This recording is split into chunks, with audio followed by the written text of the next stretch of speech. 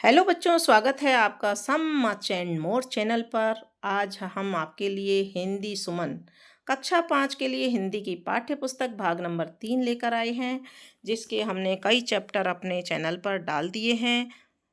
प्रश्न उत्तर सहित, प्रसंग सहित, व्याख्या सहित हमने कई चैप्टर इस पर डाल दिए हैं। पहले से लेकर के यहाँ देखिए, अनुक्रमणिका आप देख रहे हैं। तो हमने सबसे पहले प्यार बनाया, पाठ नंबर 1 डाल दिया। पाठ नंबर 2 मर्यादा पुरुषोत्तम श्री राम डाल दिया है। पाठ नंबर 3 गौ रक्षक लोक देवता, इसके सभी प्रश्नोत्तर हल करके पाठ को समझा करके डाल दिया है। और पाठ संख्या 4 पुष्कर मेला, इसको भी हमने समझा करके और इसके प्रश्न उत्तर लिख करके समझाते हुए हमने अपने चैनल पर डाल दिया है। यदि किसी ने नहीं देखा है तो प्लीज़ हमारे चैनल पर जा कर के देख लीजिए और इन पाठ को समझ लीजिए। अब नंबर आता है सबसे पहले आकलन का। तो आज हम इस वीडियो में बच्चों आपके लिए लेकर आए हैं आकलन। आकलन फर्स्ट, जिसको आज हम हल करने वाले हैं। ये देखिए, आकलन फर्स्ट आपका यहाँ से स्टार्ट हो जाता है। इसमें सबसे पहले है मौखिक अभिव्यक्ति। चित्र देखकर बताइए कि इसमें बच्चे क्या कर रहे हैं। आप भी अपने परिवेश को सुंदर बनाने के लिए क्या क्या प्रयास करते हैं, बताइए। चित्र में बच्चे मिलजुल कर कार्य कर रहे हैं। आपको साथियों के साथ काम करना कैसा लगता है? 3 प्रश्न यहाँ दे रखे हैं बच्चों। तो ये मौखिक अभिव्यक्ति है, तो मौखिक रूप से ही हमको बोल करके बताना है कि क्या कर रहे हैं ये। और चौथा प्रश्न इस चित्र के नीचे और है, आपके द्वारा देखे गए मेले, पिकनिक या किसी शैक्षणिक भ्रमण का अनुभव अपने शब्दों में दोस्तों को सुनाइए। तो देखिए बच्चे, हम मौखिक रूप से बात करेंगे, लेकिन हम आपको लिख करके बता रहे हैं कि इस चित्र में बच्चे देखिए पौधे लगा रहे हैं, सफाई कर रहे हैं, कोई पानी डाल रहा है, कोई और कुछ चीज़ लेके आ रहा है किसी चीज़ से, तो ठीक है ना। तो हम यहाँ पर सबसे पहले उत्तर का जो जवाब है इस तरह से दे सकते हैं। चित्र में बच्चे मिलकर पेड़ पौधे लगा रहे हैं, पानी दे रहे हैं और बगीचे की देखभाल कर रहे हैं। वे अपने परिवेश को सुंदर बनाने का काम कर रहे हैं। प्रश्न नंबर 2 है, आप भी अपने परिवेश को सुंदर बनाने के लिए क्या क्या प्रयास करते हैं, बताइए। तो हम इसका जवाब इस प्रकार से देंगे। मैं भी अपने परिवेश को सुंदर बनाने के लिए पेड़ पौधे लगाता हूँ या लगाती हूँ, कचरा सही जगह पर डालते हैं, पानी बचाते हैं और अपने आसपास की सफाई का ध्यान रखते हैं। फिर है अगला प्रश्न, चित्र में बच्चे मिलजुल कर कार्य कर रहे हैं, आपको साथियों के साथ काम करना कैसा लगता है? तो मुझे साथियों के साथ काम करना बहुत अच्छा लगता है। साथ मिलकर काम करने से काम आसान हो जाता है, एक दूसरे से सीखने को मिलता है और काम में मज़ा भी आता है। फिर अगला प्रश्न नंबर 4 है, आपके द्वारा देखे गए मेले, पिकनिक या किसी शैक्षणिक भ्रमण का अनुभव अपने शब्दों में दोस्तों को सुनाइए। तो दोस्तों को सुनाना है तो इस तरह के आप अनुभव को सुना सकते हैं। वैसे आपका ये अपने व्यक्तिगत अनुभव पर आधारित है, जिसका उत्तर आप अपने दोस्तों को सुना सकते हैं। लेकिन उदाहरण के लिए हम बता दें, पिछले साल हम स्कूल से एक विज्ञान मेले में गए थे। वहाँ कई तरह के मॉडल और प्रयोग दिखाए गए थे। मुझे सबसे अच्छा वह मॉडल लगा जिसमें सौर मंडल को समझाया गया था। हमने वहाँ बहुत कुछ सीखा और खूब मज़े किए। तो ये हमने सुना दिया। अब है पढ़कर समझना। कहानी पढ़कर प्रश्नों के उत्तर दीजिए। तो सबसे पहले तो बच्चों, पढ़कर समझना है, इसलिए हमको पढ़ना तो ज़रूर पड़ेगा। और पढ़ना एक कला है। पढ़ना जब तक नहीं आता है, हम पढ़ नहीं पाते हैं, तो हम किसी भी चीज़ को समझ भी नहीं पाते हैं। उसको पढ़ने में जो मज़ा आता है, तो हम पढ़ कर के अपने घर पर भी किसी को सुना सकते हैं, स्कूल में भी सुना सकते हैं, अपने दोस्तों को भी सुना सकते हैं। तो बच्चों, पढ़ना ज़रूरी है। 2 भाई बहन थे, नाम था उनका मोहन तथा चंपा। मोहन बड़ा था और चंपा छोटी थी। दोनों मिलकर घर के सभी काम करते थे। मोहन 13 साल का था, चंपा 10 साल की थी। एक दिन चंपा खेत की रखवाली कर रही थी, मोहन घर पर खाना बना रहा था। तभी चंपा को पास के खेत में से किसी के रोने की आवाज आई। वह तेजी से आवाज की दिशा में भागी। उसने देखा कि पास के खेत की रखवाली करने वाला घासी मसान पर चढ़ा है और रो रहा है तथा उछल रहा है। नीचे गुस्से में एक सियार खड़ा है। नीचे कौन खड़ा था? सियार। तो ऊपर वो डर के मारे ऊपर रोने लग गया।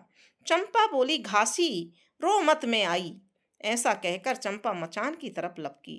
उसकी दाएं हाथ में लाठी थी। चंपा को देखकर सियार भाग गया। घासी को चंपा ने मचान से नीचे उतारा। दोनों घर की तरफ चल पड़े।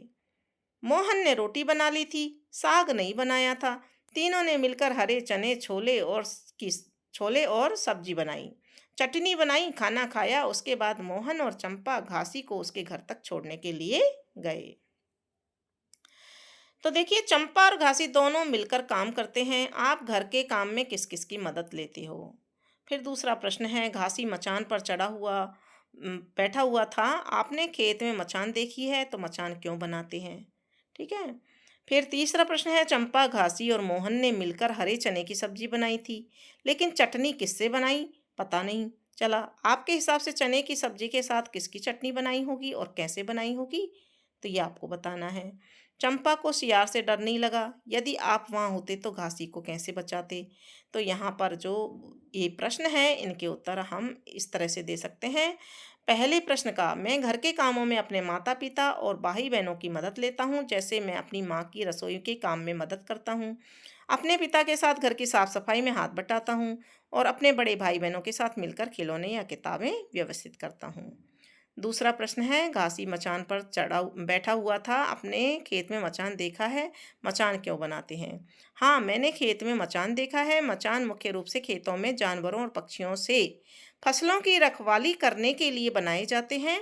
ऊंचाई पर होने के कारण मचान से पूरे खेत पर नजर रखी जा सकती है और जानवरों को दूर भगाया जा सकता है। ठीक है। फिर है तीसरा प्रश्न कि चटनी किससे बनाई होगी? तो पता नहीं चला, तो किसकी चटनी बनाई और कैसे बनाई ये आपको बताना है। हरे चने की सब्जी के साथ धनिया पुदीने की चटनी बनाई होगी। इसे बनाने के लिए हरा धनिया, पुदीना, हरी मिर्च, अदरक, लहसुन, नमक और नींबू का रस मिलाकर सिलबट्टे पर या मिक्सर में पीसा गया होगा। और लहसुन नहीं खाते हैं तो उसको नहीं डाला गया होगा। ठीक है। फिर चौथा सवाल है, चंपा को सियार से डर नहीं लगा। अगर आप होते तो घासी को कैसे बचाते? तो यदि मैं वहां होता तो चंपा की तरह ही हिम्मत से काम लेता।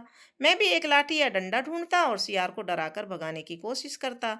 मैं घासी को दिलासा देता और उसे सुरक्षित नीचे उतारने में मदद करता। ठीक है। अब है भाषा की बात। निम्नलिखित शब्दों में से व्यक्तिवाचक, जातिवाचक और भाववाचक संज्ञा शब्दों को छांटिए और उनसे वाक्य बनाइए। तो हम देखते हैं, हमने वाक्य आपके लिए बनाकर लाए हैं हम। जैसे ऊपर दे रखे हैं, पेड़, खो खो, एकता, शिक्षक, भारत, अनुशासन। तो इनमें से संज्ञा, जातिवाचक संज्ञा, भाववाचक संज्ञा, व्यक्तिवाचक संज्ञा, और शब्द इनमें से कौन से जातिवाचक संज्ञा में कौन से आएंगे? पेड़ और शिक्षक। जंगल में बहुत सारे पेड़ हैं, ये वाक्यों में प्रयोग हो गया। शिक्षक हमें ज्ञान देते हैं, ये भी वाक्यों में प्रयोग हो गया। फिर भाववाचक संज्ञा में आ जाएंगे एकता और अनुशासन। हमें मिलकर एकता दिखानी चाहिए। और अनुशासन का वाक्य प्रयोग कैसे होगा? अनुशासन जीवन में बहुत महत्वपूर्ण है। फिर खो खो, इसका वाक्यों में प्रयोग, मुझे खो खो खेलना पसंद है। भारत, भारत एक महान देश है। ठीक है। इस तरह से छोटे छोटे वाक्य आप भी बना सकते हैं। प्रश्न नंबर 2 है, रात के कई नाम हैं, जैसे रात्रि, रजनी, विभावरी आदि। इन शब्दों को पर्यायवाची शब्द कहते हैं। दिए गए शब्दों के पर्यायवाची शब्द लिखिए। 2 शब्द स्वयं चुनिए और उनके पर्यायवाची शब्द लिखिए। तो बच्चों, पर्यायवाची शब्द का मतलब होता है जिनका एक ही अर्थ निकलता है, यानी एक ही चीज के अनेक नाम। तो यहाँ पर देखिए, बादल का लिखना है हमें। तो बादल को और क्या क्या कहते हैं? मेघ, घन और जलधर। सूरज को सूर्य, रवि और दिनकर। धरती को पृथ्वी, भूमि, धरा। और पानी को जल, नीर, तोय। आग को अग्नि, पावक और अनल। तो ये पर्यायवाची शब्द हैं बच्चों। तो पर्यायवाची शब्द आपको ध्यान रखने चाहिए और याद करने चाहिए। आओ कवि बने। बच्चों, एक कविता बनाइए। आप चाहें तो इन शब्दों की मदद भी ले सकते हैं। यहाँ शब्द दे रखे हैं, इनके आधार पर आपको कविता बनानी है। तो यहाँ है, चक्री, झूला, जोकर, गठरी, भूला, मेला, ठेला, चाट, मिठाई, खेल खिलौने। तो मेले के दृश्य का हम कोई कविता बना सकते हैं। देखो आया प्यारा सा ये मेला आया। चक्री घूमे, झूला झूले, जोकर सबको खूब हंसाया। गठरी में भर कर लाए, ठेले पर चाट मिठाई, खेल खिलौने खूब लुभाए, भूला मन फिर से मुस्काया। ठीक है। ये हमने कविता बना दी। और ये चित्र भी हमने यहाँ पर देखा है। ये चित्र एक मेले का दृश्य दिया हुआ है। चित्र देखकर एक अनुच्छेद लिखिए। ठीक है ना। तो यहाँ चित्र देखकर हमको एक अनुच्छेद लिखना है, तो इस तरह से हम लिखेंगे। देखिए, मेले का दृश्य बहुत ही मनमोहक और उत्साहवर्धक है।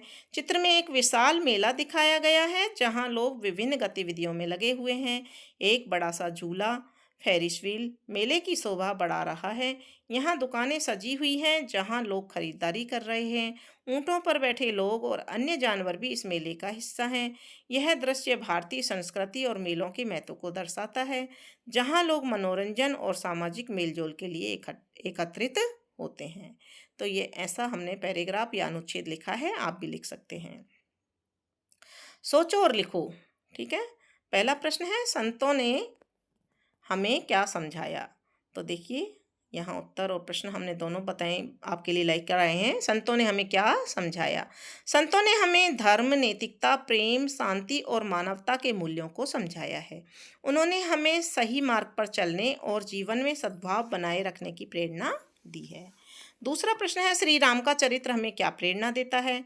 तो श्री राम का चरित्र हमें त्याग, कर्तव्य निष्ठा, पितृभक्ति, सत्यनिष्ठा, न्याय और मर्यादा का पालन करने की प्रेरणा देता है।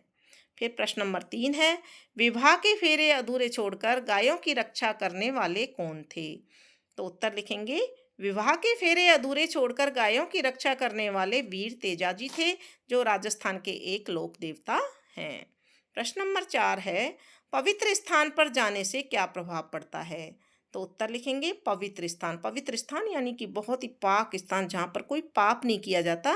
तो पवित्र स्थान पर जाने से मन को शांति मिलती है, आध्यात्मिक उन्नति होती है और सकारात्मक ऊर्जा का संचार होता है। यह हमें अपनी संस्कृति और परंपराओं से जुड़ने का अवसर भी प्रदान करता है। तो ये थे आपके इस आकलन 1 में सारी प्रश्नोत्तर। तो सभी प्रश्नोत्तर आपको अच्छी तरह से समझ में आ गए होंगे बच्चों। तो नहीं आए समझ में तो बार बार में एक बार वीडियो को और देखिए और समझने का प्रयास आप कर सकते हैं। इसके बाद में देखिए बच्चों, हम पाठ लेकर आएंगे 5वां पाठ, राजस्थान के बालवीर। राजस्थान के बालवीर पाठ को हम जल्दी ही डालने वाले हैं, और इस पाठ को देखने के लिए बच्चों आपको हमारे चैनल को पहले सब्सक्राइब करना है, दोस्तों के साथ शेयर करना है ताकि वो भी इन इम्पोर्टेंट वीडियो को देख सकें, और वीडियो को लाइक भी करना है। इसके बाद में कमेंट बॉक्स में आपको ज़रूर लिखना है कि आपको वीडियो कैसा लगा। अगर आपको अच्छा लगा है तो अच्छा लिखिए कि हमें मैडम बहुत अच्छा लगा है। ठीक है।